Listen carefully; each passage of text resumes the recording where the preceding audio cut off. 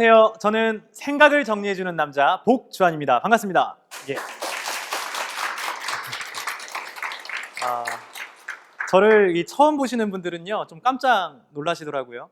왜 놀랄 것 같아요? 생각보다 젊어서.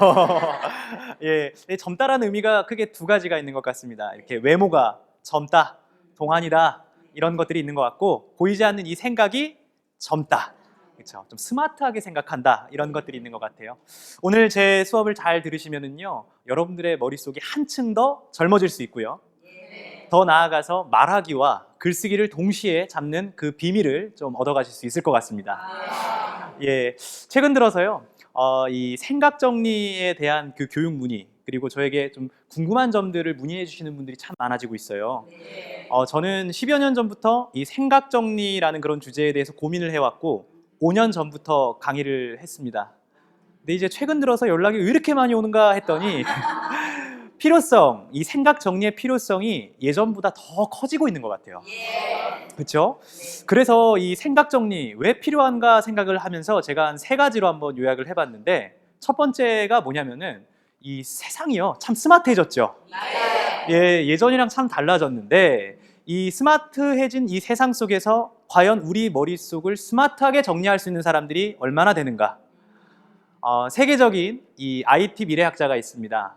그리고 이 인터넷의 아버지라고 불리는 니콜라스 칸은요, 이런 얘기를 했어요. 오히려 이 인터넷이나 정보기기, 스마트 기기가요, 오히려 우리의 뇌를 바꾸고 있다고 얘기를 합니다. 심지어는요, 우리의 뇌를 잃어버렸다 이렇게까지 비판해요. 잘 생각해 보시면은 예전에 우리가 정보와 지식을 이제 얻으려고 하면은, 그죠, 도서관에 가서 뭘 봤죠? 책을 보거나 아니면 신문을 보면서 우리가 밑줄 치면서 메모도 하고, 그죠? 그리고 글도 써가면서 사색과 사유를 했는데, 요즘에는 예를 들어서 우리가 맛집을 가고 싶어요. 그럼 뭘 끄집어내요? 핸드폰을 꺼내요. 그리고 나서 맛집 한 다음에 검색, 클릭 한 번만 하면은 정보들이 나온다라는 거죠. 자, 그런데 스마트해지고 속도도 빨라졌는데 문제는 뭘 안 쓰게 돼요? 이제 머리를 안 쓰게 되는 거예요. 예, 이러다 보니 우리의 뇌를 잃어버렸다 이런 얘기가 나오는 것 같아요. 빅데이터 인공지능 시대 이런 말 들어보셨죠? 그런 시대가 되었다고 하지만 정작 우리 머릿속을 스스로 정리할 수 있는 사람들이 과연 얼마나 되는가? 이게 첫 번째 제가 던지고 싶은 이야기고요. 한편 이런 상황 속에서요, 이 보이지 않는 생각이요, 콘텐츠가 되고 뭐가 되는 시대요? 돈이 되는 세상이 돼버린 것 같아요. 우리의 이 생각이요, 하나의 능력으로 인정받을 수 있는 그런 시대가 되었다라는 거죠. 최근 들어서 그런 것들 많이 하잖아요. 우리의 모습을 영상으로 찍어서 인터넷에 올리기도 하고, 그렇죠? 뭐 이렇게 내가 체험했던 경험했던 것들을 글로 써서 인터넷에 또 올리기도 하잖아요. 최근에 그 유튜버 크리에이터들 중에서요, 가장 잘 나가는 유튜브 한 분이 계시는데, 그분 연봉이 얼마인 줄 아세요? 그 크리에이티브 영상을 찍어서 올리는데 연 17억을 번대요. 야, 그죠? 그분들의 이 말과 이 생각을 통해서 사람들은 뭔가 영감을 얻는 거죠. 그분의 뭐가 궁금해지는 거예요? 보이지 않는 이 생각이 궁금해지는 거고, 그 상상력이 참 궁금하다. 그래서 사람들이 그 안에서 이제 열광을 하는 거죠. 회사에서는 어떨까요? 기획서나 보고서 작성하는 것들이 이제 수천만 원에서 수억 원까지 비즈니스로 직결되는 그런 사례들이 아주 많습니다. 문제는 뭐냐면은 이 말과 글의 시작점이, 말과 글은 어디서부터 시작이 되죠? 생각이에요, 생각. 머리. 이 생각부터 시작이 되는 거예요, 생각. 문제는 이 생각을 두서없이 하면 두서없이 뭐 하게 됩니까? 말하게 되죠. 우유부단하게 생각하면 우유부단하게 행동하게 되는 거예요. 그러니까 이 말과 글과 생각이 모두 연결되어 있기 때문에 이 말, 예전에는 말 따로 글 따로 이제 배우시려고 했는데 이제는 뭘 배우려고 한다? 생각 정리. 그것을 이제 배우시기 위해서 오셨다. 저는 이제 그런 생각을 해봅니다. 그렇다면은 이 말은 도대체 어떻게 하면은 잘할 수 있을 것인가? 그런 고민을 참 많이 해왔습니다. 이 말하기와 글쓰기를 동시에 잘할 수 있다면 얼마나 좋을까요? 근데 우리 주변에 보면은 말은 잘하는데 글은 못 쓰고, 글은 잘 쓰는데 또 말은 잘 못하는 그런 분들이 많은 것 같아요. 그런데 제가 딱 결론부터 말씀드리자면요, 이 말하기와 글쓰기를 동시에 잡을 수 있는 방법이 있습니다. 그것이 뭘 것 같아요? 바로 스피치 대본이에요, 대본. 왜 그런 거 봤더니 대본을 만드는 과정이 뭐로 만들어져요? 글쓰기로 만드는 거예요. 근데 목표는 뭐예요? 말하기라는 거예요. 그러니까 글을 쓰는 과정 중에서 글쓰기 실력이 향상되고 동시에 말을 하면서 또 말하기까지 향상이 된다는 거죠. 그러면은 제가 드리고 싶은 얘기는 뭘 잘 만들어야 됩니까? 스피치 대본, 즉 이 문서를 어떻게 만드느냐가 관건입니다. 이 스피치 대본 하니까요, 제 어린 시절이 좀 떠올라요. 보통 이 생각정리 스피치라는 그런 주제를 가지고 책을 썼다라고 얘기를 하면은 많은 분들이 처음부터 이 저자분들이 뭔가 말을 잘했을 거야 라고 생각을 하시는데요. 사실 저는요, 어렸을 때부터 진짜로 말을 잘하고 싶은 사람이었어요. 근데 그것이 잘 안 돼서 고민이 컸던 사람입니다. 어떤 거 봤더니 제 어린 시절을 여러분들에게 깜짝 공개하겠습니다. 이때부터요. 이때까지. 예, 표정이 보이시나요? 지금 뭐 하고 있습니까? 웅변. 옛날에 우리 나가면 어떻게 해요? 이연사 소리 높여 외칩니다. 5초 동안 버텨줘야 돼요. 그러면은요, 제가 항상 두 손에 뭘 받아와요? 상을 받아왔어요. 선천적으로 목소리가 조금 괜찮죠? 그래서 상을 받았는데 문제가 터져버렸어요. 중학교 2학년 때 얼굴 보세요. 심각하죠? 웅변하고 싶어 하는 것 같아요? 안 하고 싶어 하는 것 같아요? 하기 싫었어요. 그래서 제가 선생님한테 이제 딱 찾아간 거죠. 사실 저 이번이 마지막 대회가 될 것 같습니다, 선생님. 딱 그랬어요. 왜 그러냐, 주하나? 딱 이러는 거예요. 솔직히 말씀드리면 그때 제가 했던 이 한마디가 제가 스스로 생각하기 좀 멋지다고 생각해요. 솔직히 말씀드리면 그건 제가 쓴 대본이 아니라 선생님이 써주신 대본이잖아요. 문 닫고 주하나 이렇게 된 거예요. 예, 그렇게 이제 대본을 딱 제가 말하는 것이 아니라 선생님이 써주신 대본을 가지고 늘 상을 받다 보니까 사춘기 때 이제 괴리감이 온 거예요. 차라리 제가 부러웠던 사람들은 말만 잘하는 사람이 아니라 글을 잘 쓰는 친구예요. 저는 겉보기에만 말을 잘하는 사람이었던 거죠. 그때부터 이제 저의 삶의 여정이 자동으로 결정이 되겠습니다. 어떻게 하면 말을 잘할 수 있을까? 중학교 2학년 때였어요. 수련회 가죠. 장기자랑 시간에 누가 나옵니까? 강사가 딱 올라요. 사회자, 그죠? 그래서 뭐 하면 박수 3번 시작! 탁탁탁! 여러분 마음속에 꿈이 있습니다. 꿈을 가지세요. 방황을 해야 방향을 잡을 수 있고 방향을 찾아 방법을 얻을 수 있습니다. 꿈을 가지세요. 막 이러는데 그 레크레이션 강사를 보면서 제 마음속에 저 사람처럼 진짜로 말을 잘하고 싶다 라는 꿈이 딱 들어왔어요. 그때부터 이제 달려가서 뭘 적기 시작했냐면은 생각이 많아지니까 뭘 적기 시작해요? 글, 일기를 이제 적기 시작해요. 어떻게 하면 저 사람처럼 될 수 있지? 나는 저 사람처럼 되려면 어떤 학교에 가야 되지? 어떤 책을 읽어야 되지? 막 여러 가지 고민들을 이제 정리하면서 처음으로 웅변 대본을 제가 직접 작성하게 됩니다. 어떤 사건이 있었냐면 이제 학교를 가야 되잖아요. 그래서 친구한테 이제 나 말 잘하는 곳을 배울 수 있는 학교를 가고 싶은데 어디를 가야 되냐라고 말했더니 친구가 하는 얘기가 야, 말 잘하는 사람들이 우리 주변에 누가 있냐? 텔레비전 보면은 연예인들 말 잘하잖아. 특히 배우들 말 기가 막히게 잘하잖아. 어떤 학과에 들어가 봐? 연극과에 들어가 봐. 그래가지고 제가 웅변대회 원고를 딱 만들었어요. 실기시험을 보는데 존경하는 선생님들, 제가 왜 연극영화과에 왔냐면 이러면서 딱 했는데 덜컥 뭐예요? 합격을 하게 됐어요. 그래서 이 연극 뮤지컬 방송을 이제 사회자 진행자까지 쭉 하면서 제가 이래봬도요 어떻게 몸이 좀 좋아 보여요? 요즘 제가 취미가 뭐냐면은 다시 발레 하는 거예요. 발레. 예, 발레 하는데 이 표현력도 참 자라나고 제스처라든지 이런 것들도 좋고 그 다음에 이제 뭐 연기라든지 아니면은 여러 가지 이제 생각할 수 있는 표현할 수 있는 것들 춤추고 노래하고 이런 표현력들은 자라나는데 문제가 또 생겼어요. 저는 뭘 잘하기 위해서 말 잘하기 위해서 연극영화과 들어왔잖아요. 딱 시간이 흐르고 나서 보니까 제가 20살 때 이제 뮤지컬을 하면서 이런 생각이 드는 거예요. 나는 지금 말을 배우러 왔는데 지금 내가 뭐 하고 있는 거지? 그런 생각이 딱 드는 거예요. 문득 이런 생각이 드는 거예요. 내가 웅변의 그 대본의 늪에서 빠져 있다가 여기 탈출하기 위해서 나왔는데 연극 뮤지컬 방송이 공통점이 있구나. 뭐가 있어요? 대본이 있잖아요. 연극 뮤지컬 방송도 극작가가 써준 그 대본을 바탕으로 말을 하는 거예요. 문제가 생겼죠. 어떻게 하면 할 수 있을까? 20살 때였습니다.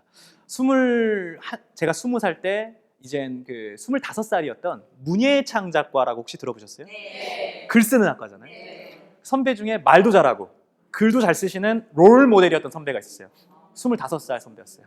제가 그 선배한테 가서 물어봤습니다. 선배, 저 선배처럼 되려면 어떻게 해요? 알려주세요. 그랬더니 선배가 딱 한 말을 하는 거예요.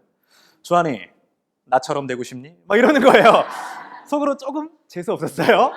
하지만 알고 싶은 거 있잖아요. 꼭 알아야겠다. 제가 선배처럼 되려면 어떻게 해요? 했더니 주한이, 나처럼 되고 싶으면은 뭘 많이 읽어? 책을 많이 읽어. 그러는 거예요. 책을 읽는데 어느 정도 읽어야 돼요, 선배? 했더니 딱 얘기를 하는 거예요. 일단 많은 양을 읽어야 돼. 그래야 좋은 정보와 지식이 네 머릿속에 가득 찰 수 있지. 주한이 한 1000권 정도 읽어봐. 아니 그거 어떻게 읽어요? 다 그랬죠. 하지만 읽어봐. 너 똑똑해질 수 있어. 확신을 갖고 얘기하면서 방법까지 알려줬어요. 그 방법은 제가 뒤에 알려드리겠습니다. 그런데 무슨 일이 생겼냐면 21살 때요. 제가 저희 집이 이제 가세가 좀 기울기 시작하면서 아버지가 좀 일찍 돌아가셨어요. 병이 좀 오셔서. 그랬는데 이게 또 덮친 격으로 3개월 뒤에 이제 어딜 가게 돼요? 군대에 이제 가게 됩니다. 군대에 가니까 이등병 때 해야 할 일도 너무 많고 막 선임들한테 혼나고 그러니까 뭐가 많아져요? 생각이 많아져요. 나 어떻게 살아야 되지? 나 왜 이렇게 맨날 욕만 먹고 있지?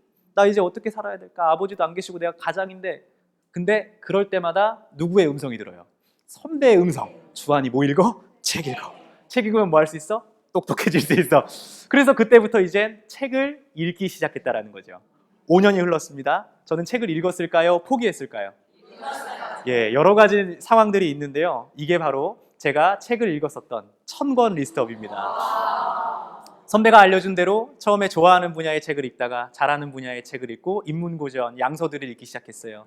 그 이후로 1000권, 2000권, 3000권 책이 좋아서 막 읽게 됐습니다. 그런데 제가 읽다 보니까 문득 이런 생각이 들더라고요.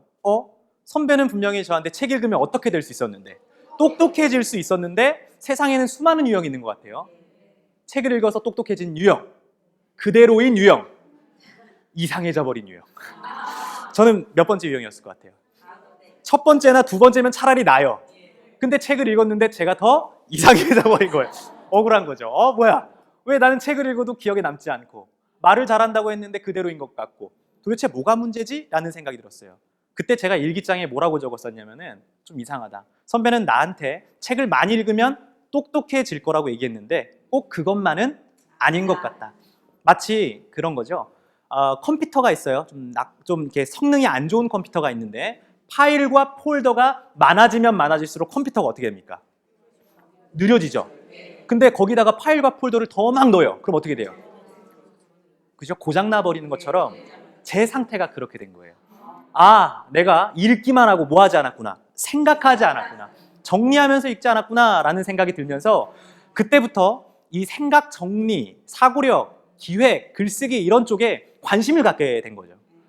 근데 참 신기한 게요. 국내외로 생각 정리를 연구했던 전문가들이 상당히 많더라 이겁니다. 찾아보니까, 관심을 갖고 보니까. 근데 거기에서 읽었던 여러 가지 책들이 있는데 그 중에서도 여러분들 쇼펜하우어라고 이름 들어보셨죠? 독일의 유명한 철학자인데요. 독설가로 유명해요. 그분이 문장론이라는 하나의 글이 있는데 문장론은 한마디로 글 쓰는 사람들에 대한 독설이에요. 거기서 딱 보니까 무릎을 딱 쳤어요. 이 글 쓰는 사람들한테 하는 얘기인데 이거 왠지 말하는 사람들한테도 동일하구나. 읽어볼게요. 첫 번째가 뭐였냐면은 이 세 가지 유형이 있대요. 생각을 그러니까 저는 이제 글쓰기인데 이거를 제가 말하기로 좀 각색을 해봤어요. 이 말을 하는 사람들에서는 세 가지 유형이 있는데 뭐가 있냐면은 일단 첫 번째 한번 읽어볼게요. 시작. 생각 없이 말하는 사람. 일단 말을 하는데 생각 없이 말을 하는 사람이 있대요. 주변에 그런 분들 계신가요? 혹시 그 사람이 나는 아니죠. 근데 이런 사람들이 도대체 어떤 사람들인 거 봤더니 내 머릿속이 뒤죽박죽 엉켜 있잖아요. 이런 상황으로 말을 하면은요 아주 무섭게 독설해요. 이런 사람은 상대편의 머릿속을 혹사시키는 것과 같다. 좀 무서웠어요. 차라리 그러면 두 번째는 뭐냐 하면서 봤어요. 다음 읽어볼게요. 시작. 말하면서 생각하는 사람. 소위 말해서 말빨이라고 하죠. 내 말빨을 믿고, 그러니까 나의 말 실력을 믿고 일단 말부터 꺼내보는 거예요. 하지만 이 말 실력이 아무리 좋다고 해서 이런 공식적인 자리에서 말하려고 하면 머릿속이 어떻게 돼요? 새하얘져요. 여러분들 머릿속이 새하얘지는 이유가 뭔지 아세요? 생각이, 자 보세요. 생각이 없어서일까요? 생각이 많아서일까요? 둘 다 맞아요. 생각이 없어서 그런 경우도 있지만 저는 오히려 생각이 너무 많은데 뭐가 안 돼서? 정리가 안 돼요. 그래서 횡설수설할 수 있다는 거죠.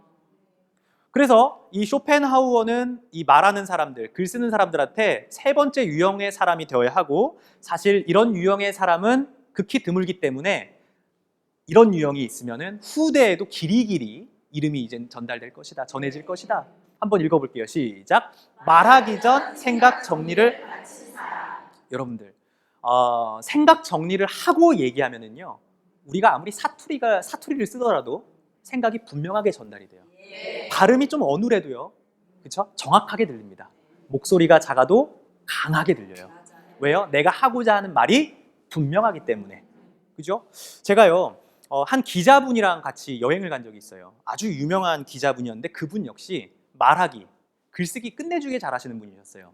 강연도 많이 하시는 분이고 칼럼도요, 한두 개 쓰신 게 아니에요. 그래서 그분이랑 우연찮게 국내 여행을 가는데 한 5시간, 6시간 정도 걸리는 그 거리다 보니까 좀 어떻게 하겠어요? 버스에서 지루하잖아요. 자, 제가 여기 앉았고 친구가 여기 앉았고 기자님은 여기 앉으셨어요. 그래서 나는 친해지고 싶었어요, 이 기자님과. 근데 이제 뭐 말씀을 나눌 게 딱히 없으니까 친구랑 한 3시간, 4시간 정도 이제 대화를 그냥 대화 없이 가다가 제가 친구야, 우리 한번 토론해 볼래? 그랬어요. 친구가 어떤 주제로? 그랬어요.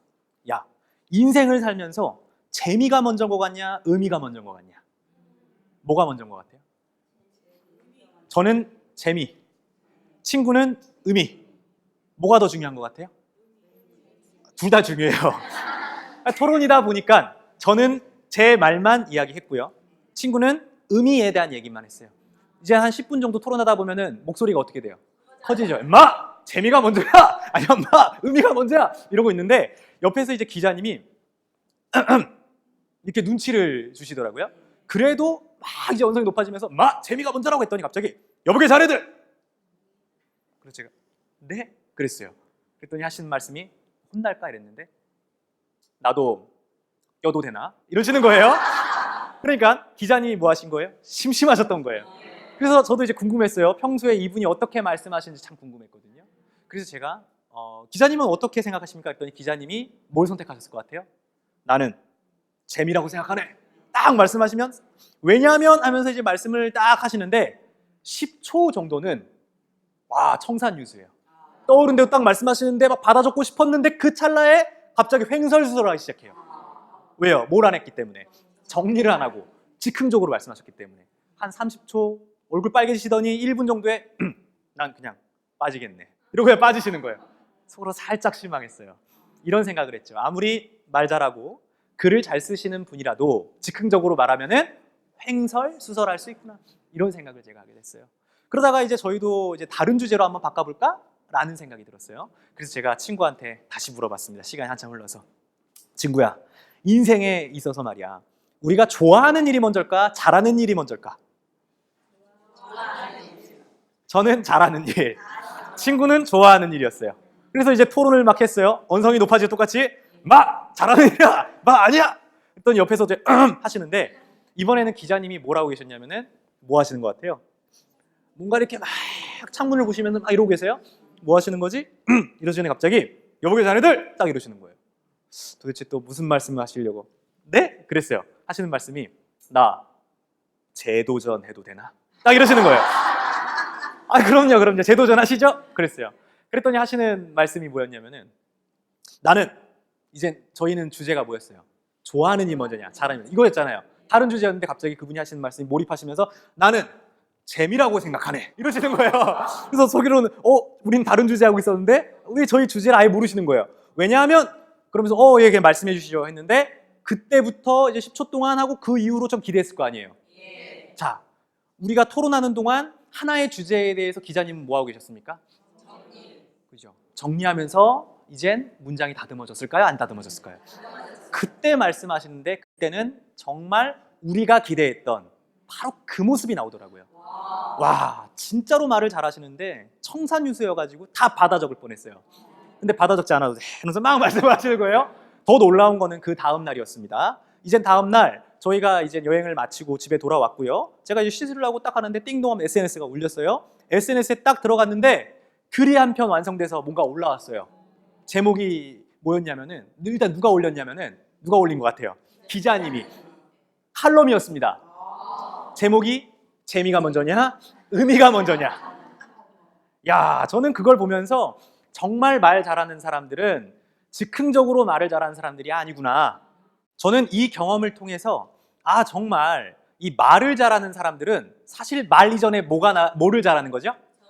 그렇죠. 생각 정리를 잘하는 거죠. 정리하고 정제하고 설계하고 다듬는 과정에서 말을 잘할 수 있구나. 그리고 글을 잘 쓸 수 있구나 라는 것을 저는 확실히 알게 됐어요. 자, 그러면 이젠 이쯤 되면은 뭐가 궁금해지세요? 어떻게 생각을 정리하지? 이젠 이것을 제가 여러분들에게 말씀을 드리려고 하는데 좀 궁금하세요? 예. 그래서 제가 이젠 깨달은 방법입니다. 여러 가지 많이 해봤어요. 이 생각 정리를 할 수 있는 방법들이 여러 가지가 있는데 가장 많이 하시는 방식이고 이게 추천해드리지 않는 방식인데 손이 아니라 뭐로 하는 거죠? 머리로 생각을 하는 거예요. 자, 생각의 특성이 뭡니까? 다 사라져 버리죠. 보이지 않습니다. 사라져 보이고 보이지 않는데 생각이 많아지면은 생각이 다 뒤죽박죽 엉켜버려요. 그래서 여러분들 어떤 생각이 있으면 이제 뭘 하기 시작합니까? 글쓰기나 여러 가지 이제 방법으로 메모도 하고 정리를 하게 되는데 이 글쓰기 형식으로 정리하시는 분들도 계실 거고 오늘 저는 이 글쓰기 형식도 물론 좋은 방식이지만 생각을 정리할 때는 생각을 정리할 수 있는 전문 툴이 있다라는 것, 전문 도구가 있다라는 것을 좀 설명을 드리고 싶어요. 생각 정리로 이제 한다라는 건 이제 그런 거죠. 일단 글쓰기와 생각 정리 도구를 한번 비교해 보도록 하겠습니다. 일단 이게 글쓰기 형식의 대본이라고 보시면 돼요. 문서 작성할 때 이 파일을 딱 켜놓고요. 혹은 메모장에다가 위에서 어디로요? 아래로 이렇게 수직 방식으로 글쓰기 형식으로 아마 대본 혹은 문서 작성 많이 하실 거예요. 그런데요, 이렇게 보는 것들이 즉시 정리하는 데는 도움이 되지만 그런 경험 있으시죠? 내가 메모를 해놨는데 나중에 다시 보는데 내가 적은 건데 이해가 안 돼. 뭐지? 이게 강의를 들으시면서 강의 내용 잘 정리하는데 강의 내용이 뭐였는지 떠오르지가 않아요.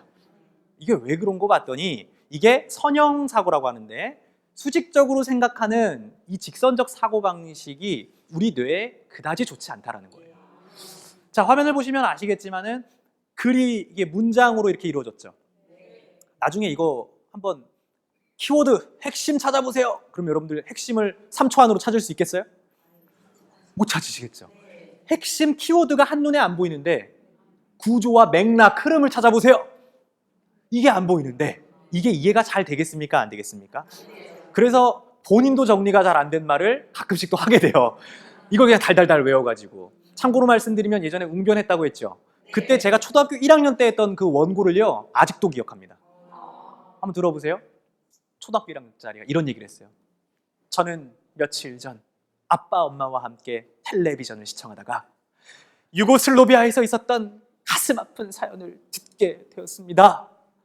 초등학교 1학년짜리가 유고슬로비아에 있었던 가슴 아픈 사연을 어떻게 알겠습니까?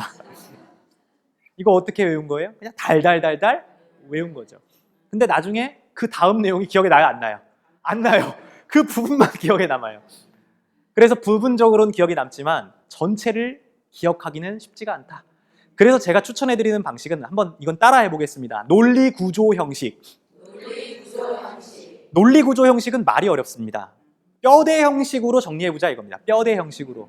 그러니까 우리가 이렇게 글 쓰다 보면은 이 논리 구조보다는 문장에 그리고 단어 하나하나에 이상하게 집착을 하게 돼요. 더 좋은 단어가 있었는데 습니다로 할까 읍니다로 할까 예요라고 할까 이런 거에 집착을 하게 된다는 거죠. 그런데 이렇게 논리 구조 흐름을 여러분들이 알고 계시면은 흐름과 맥락을 이해하게 돼요. 굳이 이거를 암기하려고 하지 않아도 이 이미지 전체가 머릿속에 기억에 남는다는 거죠. 자, 그러면은 이 보이는 게 좀 어려워 보일 수가 있기 때문에 제가 딱 두 가지 추천해 드리겠습니다. 생각 정리 스킬 두 가지는 뭐냐면은 첫 번째는 마인드맵이고 두 번째는 만다라트입니다. 자, 둘 중에 좀 친숙하게 느껴지는 게 뭡니까? 마인드맵이시죠? 마인드맵 한 번쯤 다 사용해 보셨을 텐데 이상하게 이런 질문 많이 하십니다. 마인드맵을 가지를 치면서 생각을 확장시켜 나갔는데요. 어느 순간부터 생각이 잘 안 돼요. 가지를 치면 칠수록 생각이 정리되는 게 아니라 더 복잡해져요. 이런 일들이 왜 생기는 걸까? 제가 좀 고민을 해봤습니다. 이런 질문도 많이 받고 하니까 뭐냐면은 마인드맵이라는 도구는 알고 있는데 뭘 모르는 거냐? 가지를 치는 원리를 알지 못하더라. 그래서 저는 여러분들이 평생 한 번 배워두면 두고두고 써먹을 수 있는, 사용하실 수 있는 마인드맵의 이 방법, 원리를 한번 정확하게 한번 알려드리도록 하겠습니다. 제가 MBC에서 방송했던 프로그램 중에서 마이 리틀 텔레비전이라는 프로그램에서 나왔던 이 마인드맵 이 한 장면을 가지고 왔습니다. 서울대학습법이라고 해서 지주연 강사가 역사 세종대왕에 대해서 정리한 내용인데요. 이걸 이제 여러분들에게 결과만 딱 보여드리는 겁니다. 자, 보시면은 솔직하게 이 과정을 못 봤잖아요. 과정을 보셨으면 정리가 됐을 텐데 솔직하게 정리가 됩니까? 잘 안 되는 것 같습니까? 자, 이런 마인드맵으로 정리를 했고요. 분명히 이 과정을 아는 사람들은 정리가 된 것 같아 라고 했는데 과정을 모르는 사람들은 딱 보자마자 오히려 더 불편해지는 거죠. 예를 들어서 한번 회사라고 한번 해볼까요? 여러분들이 이제 여러분들의 후배분들이 저한테 마인드맵 교육을 받은 거예요. 그래서 자신감이 생겼습니다. 그래서 이젠 회의를 하는데 딱 이런 얘기를 하는 거예요. 선배님, 오늘은 제가 회의 내용 정리하겠습니다. 그리고 다음날 아침에 딱 가지고 왔는데 전지를 딱 펼치는데 전지가 뭐로 되어 있어요? 마인드맵으로 되어 있어요. 그럼 여러분들 뭐라고 하실 것 같아요? 복잡한데? 다시 외워야 되겠네, 자네. 이렇게 말씀하시는 거예요. 왜 복잡하다고 얘기하는가 이겁니다. 그래서 저는 여러분들에게 이 마인드맵이든 혹은 뒤에 있는 만다라트든 이걸 꼭 아셔야 된다고 말씀드리고 싶어요. 뭘 알아야 된다고요? 기억, 지읒. 이건 웬 퀴즈지? 초성이에요, 초성. 제 머릿속에 있는 기억, 지읒 두 가지를 한번 맞춰보세요. 자, 첫 번째는 글자, 글자 비슷해요. 또 뭐가 있을까요? 기질, 가족 여러 가지 다 나오네요. 근데 딱 두 가지가 있어요. 뭐가 있냐면은 그렇죠. 구조와 가지. 이 두 가지를 기억하셔야 돼요. 이게 무슨 이야기냐면은 마인드맵은요. 구조와 가지로 이루어진 툴이에요. 좀 쉽게 설명해 드리겠습니다. 일단 구조적으로 생각한다라는 거, 뼈대로 생각한다라는 얘기인데 한 방송에서 재미있는 실험을 했어요. 기억력 관련된 테스트인데요. 어떤 내용이었냐면은 바둑판을요. 딱 한번 보여줍니다. 그 바둑 두시는 분들 이 패턴 이런 것도 있잖아요. 다 보여줘요. 바둑 기사와 일반 대학생이 똑같은 30초를 주고 이거 얼마나 외우는가에 대한 실험이에요. 하나, 둘, 셋. 그리고 이제 딱 끝이 났어요. 바둑 기사는 그 바둑판을 다 외웠어요. 근데 일반 대학생은요. 반도 못 외워요. 그래서 왜 그런 거 봤더니 바둑 기사가 무슨 얘기하냐면은 바둑판을 처음 두는 사람들은 잘 모르실 텐데요. 저희 바둑 많이 둔 사람들은요. 이 바둑판에 패턴이 있거든요. 100여 개의 낱개알을 봤을 때 100여 개의 낱개알로 기억하려고 한 게 아니라 몇 가지 덩어리로 기억한 거예요. 더 재밌는 게 뭔지 아세요? 그 단수남기 하시는 분한테 물어봤더니 패턴이요?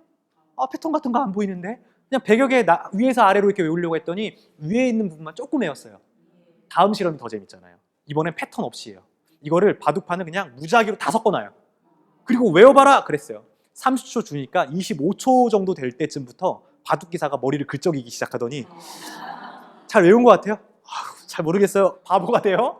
그리고 외우세요 했는데 오히려 이때는 상황이 뒤바뀌어 버려요. 바둑 기사보다 누가 더 잘 기억할까요? 그렇죠. 그렇게 되는 거예요. 그래서 일반 이 대학생이 더 기억을 하는 거예요. 무질서 속에서는 오히려 단순함기가 더 힘을 발휘한다 이거예요. 근데 더 재밌는 건 뭐냐면은 그 바둑 기사의 바둑판을 보니까 그 무질서로 외우신 분들은 그냥 아무렇게나 외웠는데 바둑 기사는요 무질서 속에서도 뭘 발견하려고 노력한지 아세요? 질서, 패턴을 발견하려고 합니다. 그러니까 기억력이 좋을 수밖에 없는 거예요. 바둑이나 수학이나 체스 우리 자녀분들 많이 배우시죠? 그런 도구들을 배우면 알게 모르게 뭐가 자란다고요? 사고력이 자란다고 하죠. 생각하는 힘이라는 게 바로 그런 겁니다. 무질서 속에서 질서를 발견하는 거. 똑같아요. 이 구조라는 것도 마찬가지예요. 마인드맵 많이 이제 보실 텐데 구조, 가지. 구조는요, 한번 따라해 볼게요. 중심 토픽.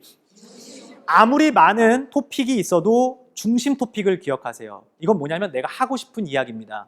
여기에서는 나는 지금부터 수많은 인물이 있지만 누구만? 세종대왕만 생각할 거예요. 이걸 중심 토픽으로 잡았습니다. 자, 그 다음은 뭐냐면은 한번 따라해 볼게요. 주요 토픽. 세종대왕에 대해서 하고 싶은 얘기가 많지만 이거를 주요하다고 생각하여 국방예술, 과학, 정치, 교육, 문화만 말하겠습니다. 그리고 나머지는 한번 따라해 볼게요. 하위 토픽. 세부 가지들을 얘기해요. 근데 이젠 여기에서 뭐가 복잡해요? 세부, 하위 토픽이 복잡해지죠. 그래서 여기에선 이젠 가지치는 법을 알아야 돼요. 가지치는 방법도 크게 몇 가지다. 3가지다. 어렵지 않으니까 먼저 들어보세요. 우리 원숭이 엉덩이는 빨개. 빨가면 사과는 기르면 원숭이 엉덩이에서 어디까지 가요? 이걸 우리는 연상의 가지라고 해요. 떠오르는 대로 직관적으로 정한 이 가지가 바로 태종, 태조, 조선. 이게 바로 연상의 가지인데 우리가 마인드맵을 보면서 왜 이해가 안 되냐? 나중에 다시 보잖아요. 연상의 가지는. 아이디어는 떠올랐는데 내가 왜 이렇게 적었지? 연결이 잘 안 돼요. 그래서 전 여러분들에게 추천해드리는 방식이 한번 따라해 볼게요. 분류가지. 이렇게 분류도 해보시고 제일 중요한 것은 질문가지. 이게 질문가지거든요. 질문하자라고 하면은 질문이 잘 돼요, 안 돼요? 잘 안 돼요. 그죠? 그래서 머릿속에 이 질문을 잘해야 되는데 질문이 잘 안 되는 거예요. 그래서 제가 질문을 잘할 수 있는 스킬, 기술을 알려드릴게요. 기술은 배우면 누구나 할 수 있는 거예요. 방법이 있으니까요. 자, 그러면 한번 제가 말씀을 한번 드려보도록 하겠습니다. 자, 주한이는 이건 뭡니까? 주한이는 이건 주어예요, 주어. 갔었다, 이건 뭡니까? 동사, 뭐 의문형, 이거 동사 서술이라고도 표현하는데 이거는 문법은 아니니까 주어 동사가 나왔어요. 갔을까? 이런 의문형 동사가 돼요. 주한이는 갔을까? 뭐가 궁금하세요? 어딜 갔냐면 제가 이 오사카에 다녀왔습니다. 또 뭐가 궁금하세요? 우리가 보통 일본 여행 자주 이제 가시는 분들은 왜 가는 거죠? 먹으러 가는 거예요, 그죠? 가면은 진짜 일본이 도시락 천국이에요, 그죠? 맛있는 것들, 음식에 이제 향연이 막 펼쳐져요. 그 중에서도 후루루 짭짭 뭐가 맛있어요? 라멘이 그렇게 맛있어요, 라멘이. 일본에서 아주 유명한 라멘 갔는데 전 라멘 먹으러 갔습니다. 뭐가 궁금하세요? 안 궁금해도 뭐가 궁금하세요? 맛있냐? 맛있었어요. 계속 저쪽에서는 누구랑 이것만 말씀하시는 것 같아요. 그죠? 아주 맛있죠? 예, 라멘 먹었는데 라멘만 먹기 너무 아쉬워가지고 일본에서는요 라멘이랑 뭐랑 같이 먹냐면은 생맥주. 한국 돈으로 얼마였냐면은 15,000원 정도였어요.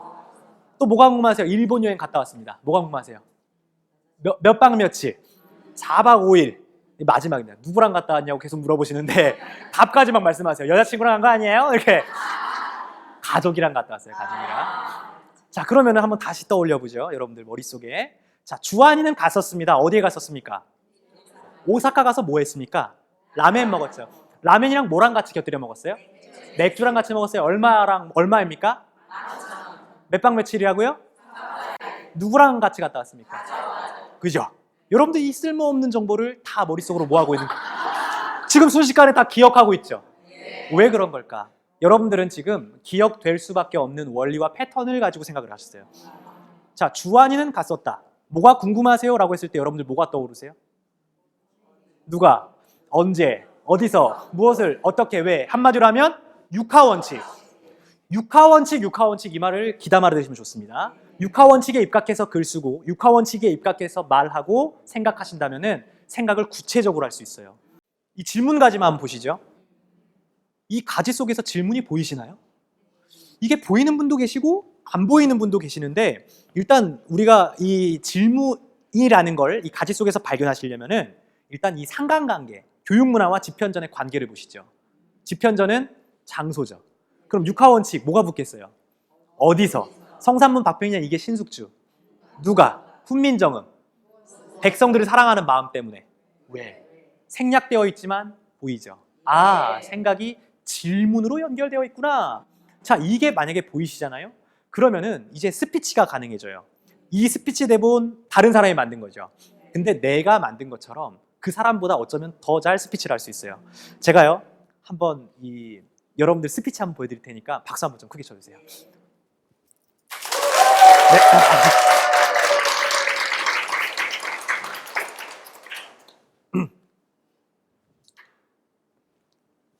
역사를 사랑하시는 대한민국 국민 여러분 반갑습니다. 저는 한국사 전문가 복주환입니다. 지금부터 세종대왕의 업적에 대해서 함께 살펴보려고 하는데요. 지도 함께 살펴보시죠. 세종대왕 정말 뛰어난 업적을 많이 남기셨죠. 국방, 예술, 과학, 정치, 교육 문화에서 두각을 나타냈는데 그 중에서 꽃을 피운 문화가 바로 교육 문화다 할 수 있겠습니다. 제가 지금 누구 따라하는 것 같아요? 교육 문화. 어디서 이룩하였을까요? 바로 집현전에서 이룩했다. 집현전에서 누구와 함께 이룩하였을까요? 성산문, 박팽년, 이계, 신숙주와 같은 충신들과 함께 무엇을 만들었을까요? 훈민정음을 만들었다. 이 설민석 강사가요, 실제로 보니까 이렇게 많이 하시더라고요. 훈민정음. 저는 이 훈민정음을 만든 의미를 듣고 참 감동을 받았는데요. 백성들을 사랑하는 마음 때문에, 불쌍히 여기는 마음 때문에 만들었다. 지금까지 한국사 전문가 설민석이었습니다. 고맙습니다.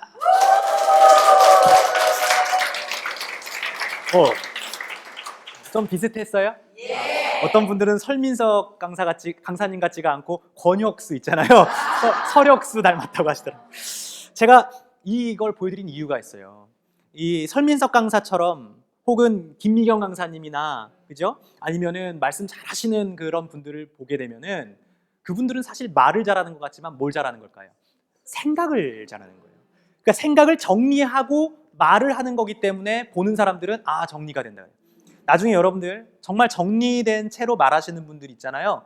그분들의 생각을요, 말을 잘 들어보세요. 그리고 마인드맵으로 한번 정리해 보세요. 아, 그러면은 이분들이 한번 이렇게 구조적으로 정리하고 말하는 거구나. 이게 보여요. 그래서 제가 방금은 설민석 강사님의 이 분석하는 방법을 제가 하나 보여드린 거예요. 자, 그래서 여러분들도 기억지읒 뭐였죠? 구조와 가지 기억하시고요. 그리고 이 가지는 연상, 분류, 질문 잘 못하시면 한번 따라해 볼게요. 육하원칙. 뭐가 있어요? 누가, 언제, 어디서, 무엇을, 어떻게, 왜 갖다 붙이면 질문이 만들어집니다. 그래서 그렇게 한번 스피치를 한번 준비해 보자. 자, 그런데 마인드맵을 이렇게 제가 딱 말씀드리다 보면은 무슨 생각을 하시냐면은 생각이 정리가 되는 게 아니라 더 복잡해지는데 라고 생각하시는 분들이 있어서 제가 아주 좋은 도구 한 가지 또 가지고 왔어요. 그게 뭐냐? 바로 만다라트예요. 만다라트. 이런 도구 보신 적 있으세요? 저는 책 한 페이지를요, 이렇게 한 페이지로 요약을 했어요. 280페이지짜리 분량을. 자, 이게 가능한 이유가 있습니다. 이거는 만다라에서 유래된 도구예요. 만다라. 뭔가 문양이 비슷하죠? 네. 반복되는 특징도 있고요. 근데 이 사람 때문에 유명해졌어요. 이 사람 누군지 아세요? 야구 선수. 오타니 쇼헤이라는 일본의 국보급 투수예요. 괴물 투수라고 유명해요. 우리나라에 예전에 우리 박찬호 선수 유명했죠? 네. 그 정도 급이다 딱 보시면 돼요. 근데 17살 때부터 20살 때까지 승승장구 선고하니까 이제 기자들이 궁금한 거예요. 감독님도 계시고 오타니 쇼헤이랑 인터뷰를 했답니다. 그래서 기자님이 물어봤대요. 일본 기자가. 오타니 쇼헤이, 당신은 어떻게 성공할 수 있었습니까? 그랬더니 이 일본 사람도 고민할 때 무슨 소리네요.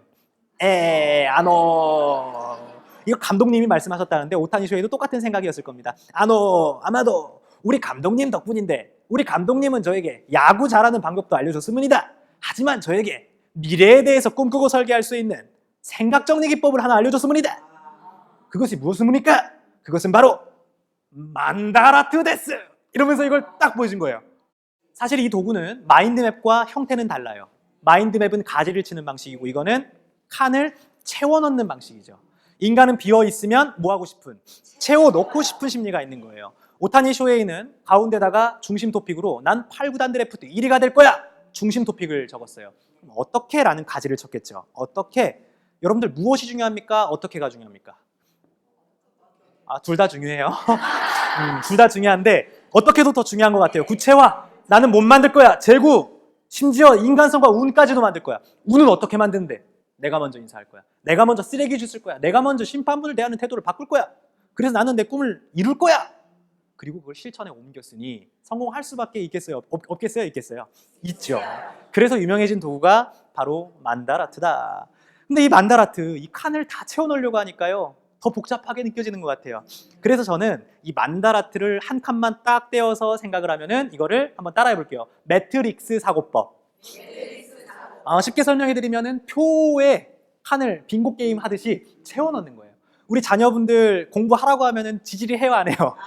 공부 좀 해, 공부 좀 해 한다고 하는 게 아니잖아요. 그랬을 때요, 이젠 이 칸을요 조용히 가서 그려주세요. 이제 우리 시험 기간이네. 엄마랑 게임 한번 해볼까? 뭐예요, 엄마? 그러면은 자, 이거 봐봐. 이 칸에다가 너 공부 잘하고 싶으면은 한번 어떻게 공부를 해야 되는지 그냥 적어봐봐. 그러면은 이상하게 채우고 싶어요. 이것만 채우면 돼요? 이거 채우면 우리 맛있는 거 가자. 이렇게 얘기하는 거예요. 살짝 꼬셔야 돼요.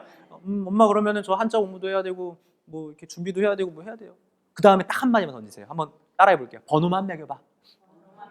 우선순위를 딱 매기는 거예요. 알게 모르게 이 우선순위가 딱 잡히면서 여러분들 우선순위가 잡히면 그러니까 생각이 바뀌면 뭐가 바뀌어요?